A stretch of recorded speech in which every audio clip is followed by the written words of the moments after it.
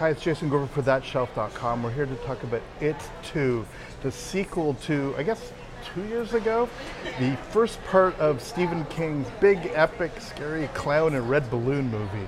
Now, I gotta admit a whole bunch of things up front. I've never read it, I haven't seen the other TV series, even though I love Tim Curry so much. And I sort of went into it thinking, just give me a movie, give me something that's super interesting. The first one I really liked quite a bit. I thought it was interesting, there was a big Goonies vibe, definitely an Amblin vibe. And I thought focusing on the story of the kids was actually a really interesting way to tell sort of a straight ahead film. And I certainly didn't end that film thinking, oh my God, we need to know more information.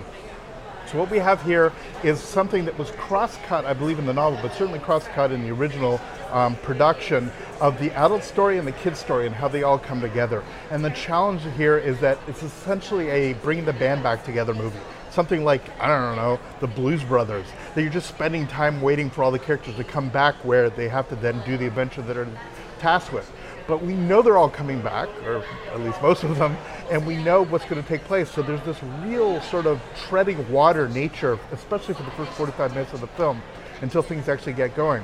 Then the film sort of bends itself backwards to try to connect what took place in the first film with the second film, and it really is very much more the same. Sure, you have some strong-ish performances by somebody like Jessica Chastain, McAvoy, but like really fundamentally, it just feels not only redundant, but incredibly long and drawn out. And so that even when the big events happen, it's just not particularly interesting. The one standout part is Bill Hader. Look, we're all falling in love with Bill Hader. We liked him on SNL. We love him in his crazy serial killer TV show. But here he truly does shine. He seems the character that truly gets what movie he's in. And we really connect with him and what he's actually going through, the emotional highs and lows. So to see it as a Bill Hader film, I don't know, is that sufficient? I'm not sure it is. But as it sort of stands, it just feels like a tacked on version, sort of more a Godfather 3 than a Godfather 2, as it were. And I'm somebody who actually defends Godfather 3, but that's a whole nother video. So I think that if you're fans of the original source material, it'll work for you. If you're interested in sort of revisiting this world, it'll work. But for me, it just very much not only felt more of the same, but sort of showcase something, and this is not going to make a bunch of fans happy, showcase what happens with when Stephen King's novels get translated into cinema or TV. They just are bloated. I mean, that's the way that his narratives tend to work.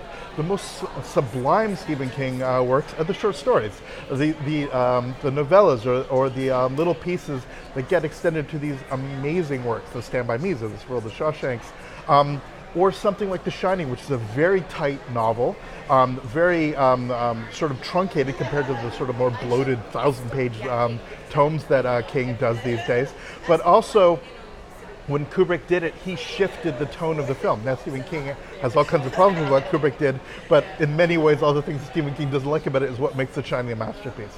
So it's probably inevitable that we're going to have challenges comparing and contrasting something like It 2 to something like The Shining, but there we are. In the end, I think It 2 is fundamentally forgettable. It'll only be watched in conjunction with the earlier film, which was very successful and did super well. So we'll see how this sequel, or at least follow-on, does.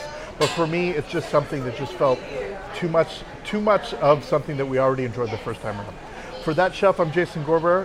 Please follow us, subscribe to the channel, and we'll see you next video.